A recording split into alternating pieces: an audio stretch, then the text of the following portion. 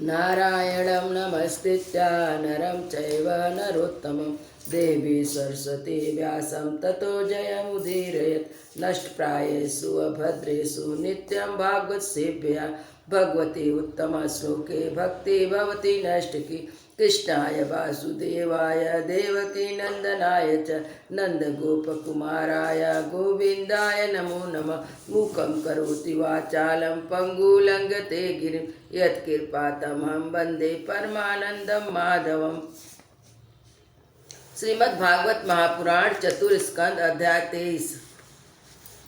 राजा पृथु की तपस्या और परलोक गमन।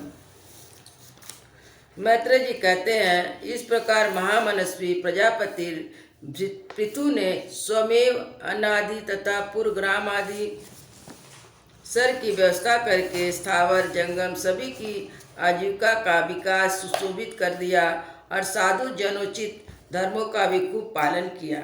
मेरी अवस्था कुछ ढल गई है और जिसके लिए मैंने इस लोक में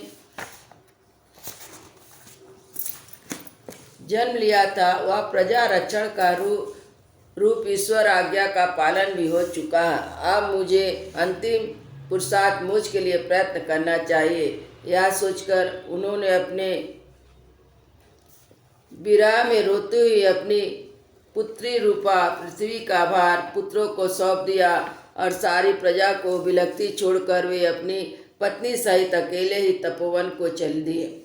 वहाँ भी वे वानप्रस्थ आश्रम के नियमानुसार उसी प्रकार कठोर तपस्या में लग गए जैसे पहले गृहस्थ आश्रम में अखंड बलपूर्वक पृथ्वी को विजय करने में लगे थे।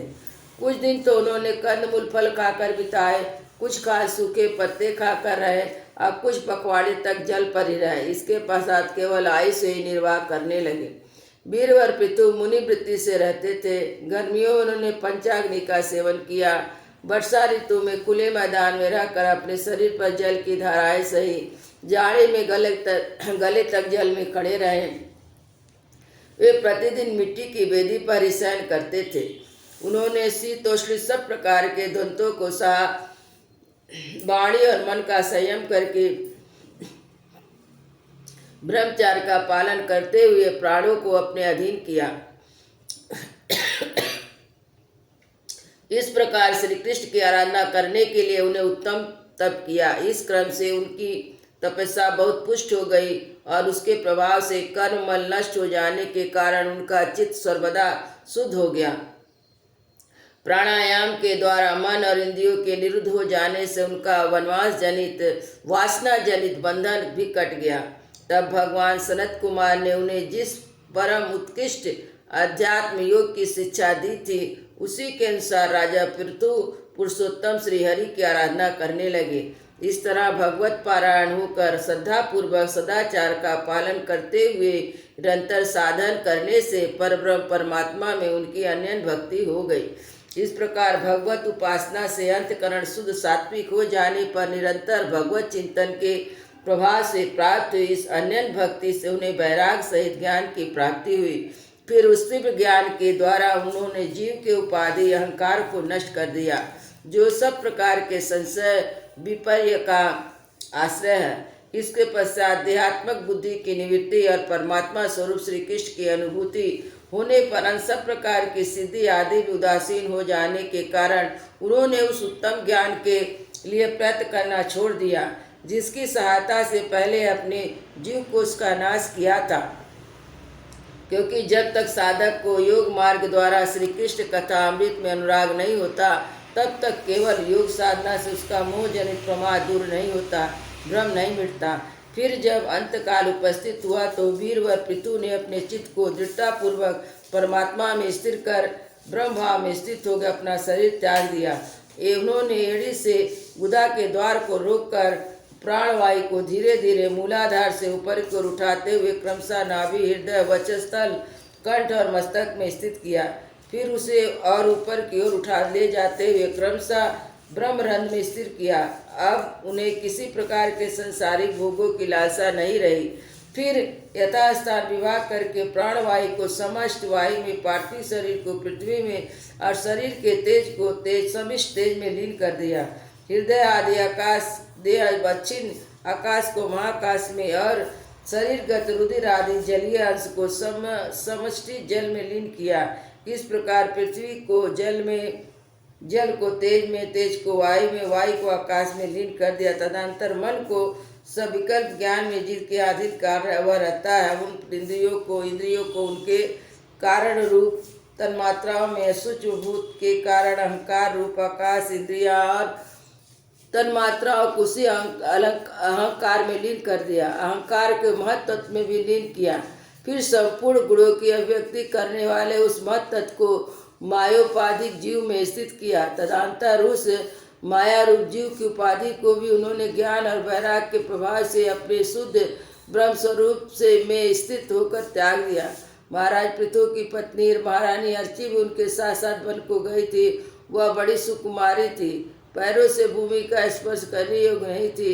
फिर भी उन्होंने अपने स्वामी के व्रत और नियमों का पालन करते उनकी खूब सेवा की और मुनि वृत्ति के अनुसार कंद मूल फल आदि से निर्वाह किया। इससे यदि वे बहुत दुर्बल हो गई थी तो भी प्रियतम के कर स्पर्श से सम्मानित होकर उसी आनंद मानने के कारण में किसी प्रकार का कष्ट नहीं होता।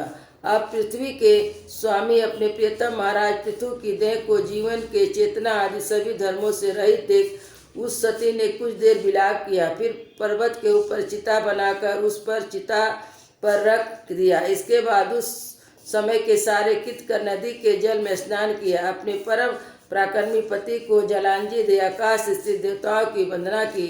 3 बार चिता की परिक्रमा कर पति देव के चरणों का ध्यान करती हुई अग्नि में प्रवेश कर गई।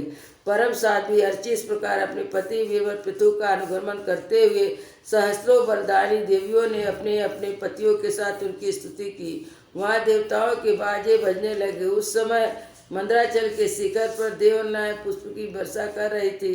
आपस में कुछ इस प्रकार कहने लगी।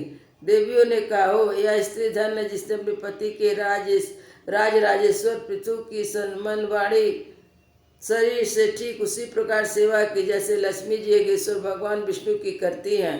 अवश्य अपने अचिंत कर्म के प्रभाव से हमें भी लाकर अपने पति के साथ उच्चतर लोक को जा रही है।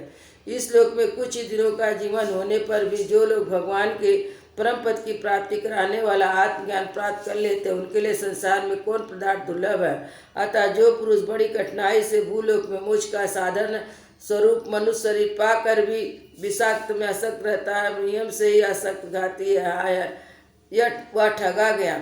मैत्रेय जी कहते हैं, विदुर जी इस प्रकार देवअंगना इस पर स्तुति कर रही थी तो भगवान के जिस परम धाम को आत्मज्ञानियों में श्रेष्ठ भगवत प्राण महाराज पृथु गए थे, महारानी अर्ची भी उसी पति को गई।